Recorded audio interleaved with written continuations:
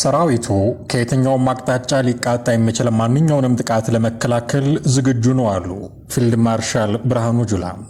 የኢፌዴሪ ጦር ኃይሎች ጠቅላይ ኤታማዦር ሹም ፊልድ ማርሻል ብርሃኑ ጁላ የሰሜን ዕዝ ዝክረ ሰማዕታትን ለመዘከር በተዘጋጀ የመታሰቢያ ስነ ስርዓት ላይ ተገኝተው ባስተላለፉት መልእክት ሰራዊቱ ከየትኛውም አቅጣጫ በየትኛውም ጊዜ በልማታችን በሰላማችንና በብሔራዊ ጥቅማችን ላይ ሊቃጣ የሚችል ማንኛውንም ጥቃት ለመከላከል ዝግጁ መሆኑን ገልጸዋል። ህወሓት መከላከያ ሰራዊት ለሀገሩ ክብር የከፈለውን መስዋዕትነት ክዶ ኢሰብአዊ በሆነ መንገድ ክብሩን አዋርዶ ከሰው ልጅ አእምሮ በላይ የሆነ ግፍና ጭካኔ መፈጸሙንም አውስተዋል። ይህ ድርጊት መላው ሰራዊቱንና መላው ኢትዮጵያን ህዝብ ያሳዘነና አንገት ያስደፋ ድርጊት በመሆኑ መቼም የትም እንዳይደገም መቼም አንረሳውም በሚል መሪ ቃል ቀኑ በልዩ ሁኔታ መታሰቡንም አንስተዋል። ፊልድ ማርሻል ብርሃኑ ጁላ ሰውን በዘረኝነትና በጥላቻ ቀስቅሰውና አነሳስተው ከጠላት ተዋግቶ ነፃ ያወጣቸውን አንበጣ እያባረረ ሰብላቸውን የሚሰበስብላቸውን ህዝቤ ነው ብሎ ደክሞት ያረፈን የመከላከያ ሰራዊት በተኛበት ክህደት መፈጸማቸው በጣም ያማል ብለዋል። ይህ ድርጊት በተፈጸመበት ወቅት የኢትዮጵያ ሰራዊት ተገዶ የህልውና ዘመቻ በጀመረበትና ትግራይ ውስጥ በገባበት ወቅት አብዛኛው የትግራይ ህዝብ ሰራዊቱ እንደተበደለና እንደተካደ ያውቅ ስለነበረ ከሰራዊቱ ጎን ይቆም እንደነበረም ፊልድ ማርሻል ብርሃኑ ጁላ አስታውሰዋል። ዛሬም ቢሆን ይህ የካሃዲዎች ስብስብ በፕሪቶሪያ የሰላም ስምምነት የተገኘውን አንጻራዊ ሰላም ትናንትና ታገላለሁ ብሎ ልጆቹን ከጉያው ነጥቆ እየወሰደ አስጨፍጭፎ ባዶን ያስቀረውን የትግራይን ህዝብ ከመካስ ይልቅ ዳግም ለሌላ እልቂት እየተዘጋጀና ጦርነት ነጋሪትም እየጎሰመ ይገኛል ያሉት ፊልድ ማርሻል ብርሃኑ ጁላ መላው የትግራይ ህዝብ ትናንትና የደረሰበት ግፍና መከራ ዛሬም እንዳይደገም በቃ ሊልና ራሱን ነፃ ሊያወጣ ይገባል ብለዋል።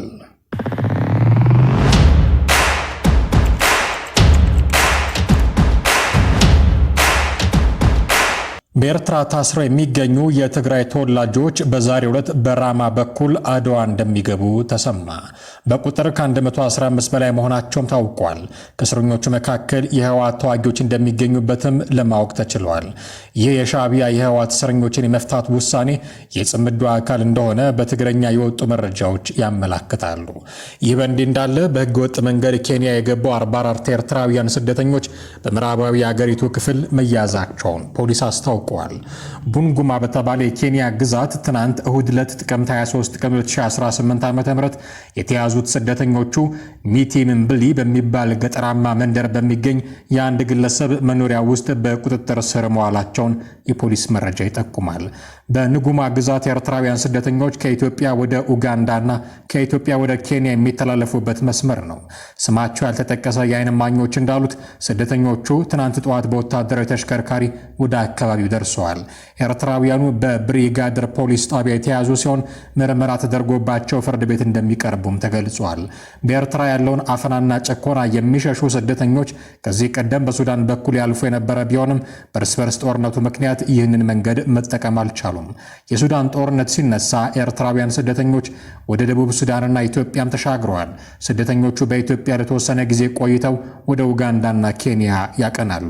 ከጠቅላይ ሚኒስትር አብይ አህመድ ወደ ስልጣን መምጣት በኋላ ደግሞ የተጀመረው የኢትዮጵያና ኤርትራ መንግስታት ግንኙነት በትግራይ ጦርነት ወቅት ተጠናክሮ ነበረ። በዚህ ወቅት ኤርትራውያን ስደተኞች ለደህንነታቸው በመስጋት በዋናነት ኡጋንዳን፣ በሁለተኛ ደረጃ ደግሞ ኬንያን አማራጭ አድርገዋል። ጥገኝነት ጠያቂዎችና ሰነድ ያላቸው ስደተኞች በኢትዮጵያና በኤርትራ መካከል ያለው ውጥረት እንዳሰጋቸውና ከኢትዮጵያ ይልቅ ወደ ኡጋንዳ መሰደድን እንደሚመርጡም ይናገራሉ።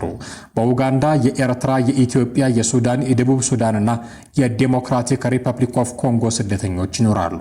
ኡጋንዳ ከጥር ጀምሮ የስደተኞች ምዝገባ እንዳቋረጠች ማስታወቋን ተከትለው ኤርትራውያንና ኢትዮጵያውያን ስደተኞች ወደ ኬንያ እየተጓዙ ነው። ሆኖም ግን የኬንያ መንግስትም የስደተኞች ምዝገባን ለማስቆም በመወሰኑ ስደተኞች ወደ ሊቢያ የተሻገሩ እንደሆነ ምንጮች ተናግረዋል ብሎ ቢቢሲ ዘግበዋል። ስምዖን የተባለ ኤርትራዊ ስደተኛ እንደተናገረው የፖላንድ ኤምባሲ የቪዛ ጥያቄውን ውድቅ ካደረገ በኋላ ለ2 ዓመታት ገደማ በኬንያ ኖሯል። በጋብቻ ወደ ፖላንድ ለመሄድ ሞክሬ የቪዛ ጥያቄ ውድቅ ተደረገ። ይግባኝ ብልም በድጋሚ ውድቅ አደረጉት። በዚህም ምክንያት እንደ አማራጭ የወሰድኩት በሊቢያ አድርጎ ወደ አውሮፓ መግባትን ነው ይላል። አክሎም ኬንያ ውስጥ በርካታ ስደተኞች ስለሚኖሩ የስደተኞችን ሰነድ ለማስፈረም ፈቃደኛ አይደለችም። ወደ ሊቢያ የሄድኩት አማራጭ ስላጣው ነውም ብለዋል። የኢትዮጵያና የኢትዮጵያና የኤርትራ መንግስታት ግንኙነት ከጊዜ ወደ ጊዜ እየሻከረ በመምጣቱ ኤርትራውያን ስደተኞች ኢትዮጵያ ውስጥ በተደጋጋሚ እንደሚታሰሩና እንግልት እንደሚደርስባቸው ይናገራሉ። በዚህ ምክንያት ከኢትዮጵያ ለመውጣት ይገደዳሉ። ከዚህ ቀደም ኡጋንዳ ለኤርትራውያን ስደተኞች ምቹ እንደነበረች ይነገራል። አንጻራዊ ነፃነትና የሥራ ዕድል ያገኙም ነበረ። አሁን ግን ስደተኞቹ ወደ ኬንያ ለመሄድ ተገደዋል። ከዚህ በፊት ኤርትራውያን ስደተኞች ወደ ኬንያ ለመግባት ሲሞክሩ በቁጥጥር ስር ውለዋል። የጥገኝነት ጥያቄያቸው በፍርድ ቤት ከታየ በኋላ ከእስር የተለቀቁም አሉ። ኬንያ ስደተኞችን መመዝገብ ማቆሟን ካስታወቀች በኋላ የሰብአዊ መብት ተሟጋቾች ጉዳዩን ወደ ፍርድ ቤት ወስደውት የኬንያ መንግስት ውሳኔ ተቀልብሷል። የፍርድ ቤቱን ውሳኔ ተከትሎ ኬንያ ከቀናት በፊት ጥቂት ስደተኞችን ብቻ መመዝገብ መጀመሯን ቢቢሲ አረጋግጫለሁ ብሏል።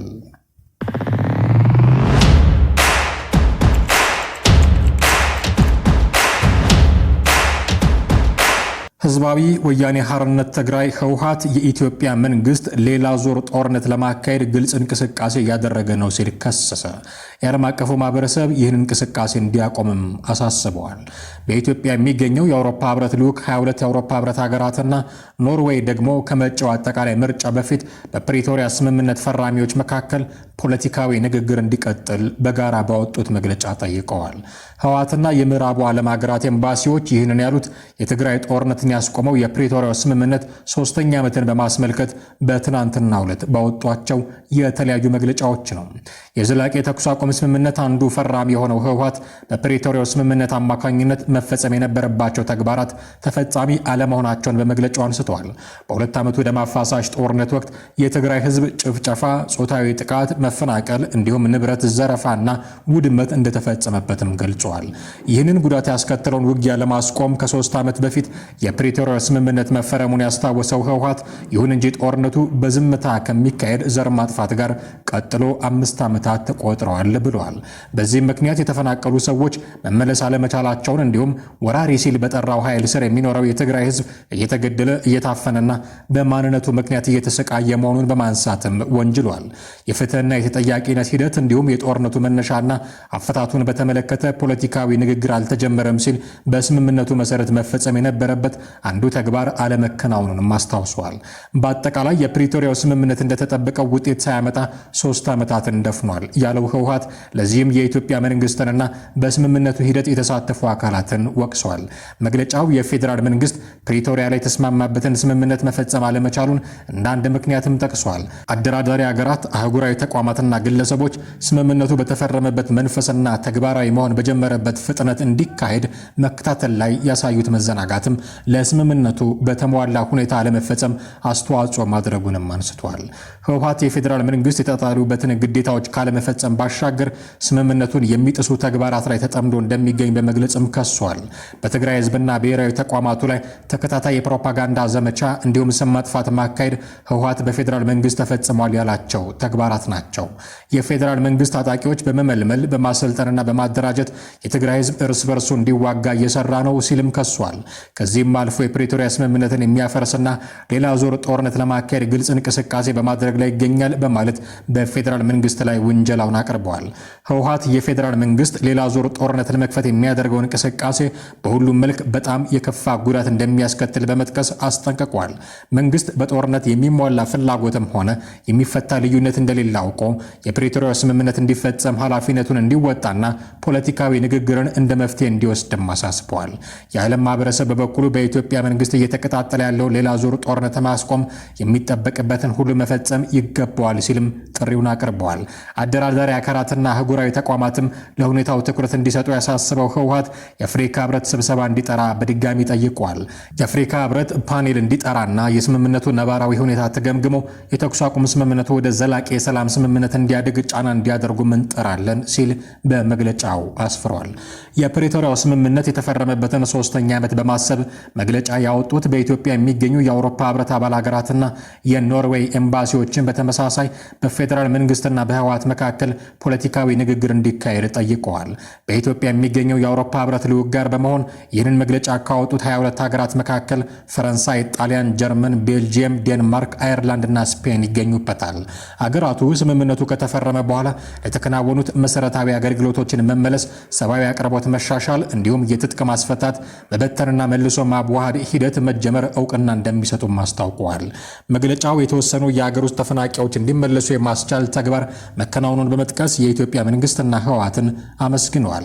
የዲፕሎማቲክ ልዑኮቹ በሰሜን ኢትዮጵያና በሰፊው ቀጠና ላይ ሰላምን ዘላቂ ማድረግና የማጠናከር አስፈላጊነት ላይ አጽንኦት ሰጥተዋል። በቀሪ የስምምነቱ ሂደቶች ላይ እገዛ ለማድረግ ዝግጁ መሆናቸውን የገለጹት ሀገራቱ ሙሉ በሙሉ ካልተፈጸሙ ተግባራት መካከል የተፈናቃዮች መመለስንም ጠቅሰዋል።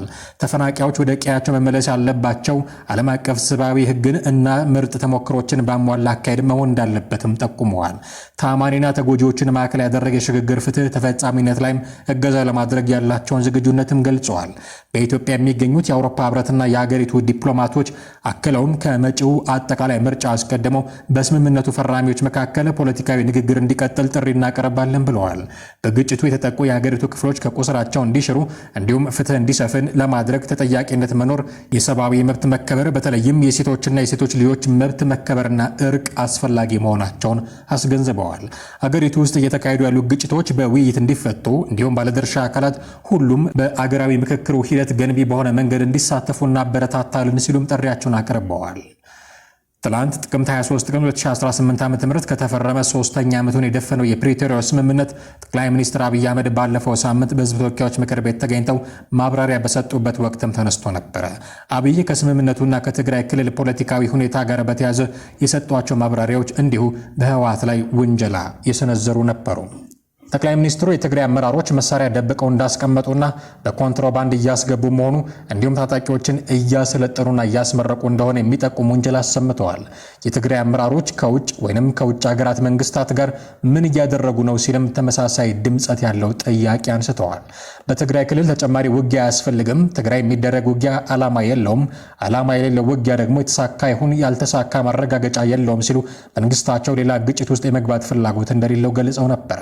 ውጊያ ይበቃል፣ አያስፈልገንም፣ ግድ የለም፣ ብትዋጉም አታሸንፉም፣ አይታችሁታል ያሉት አብይ የኢትዮጵያን መንግስት በኃይል መቀየር እንደማይቻልም ተናግረው ነበር።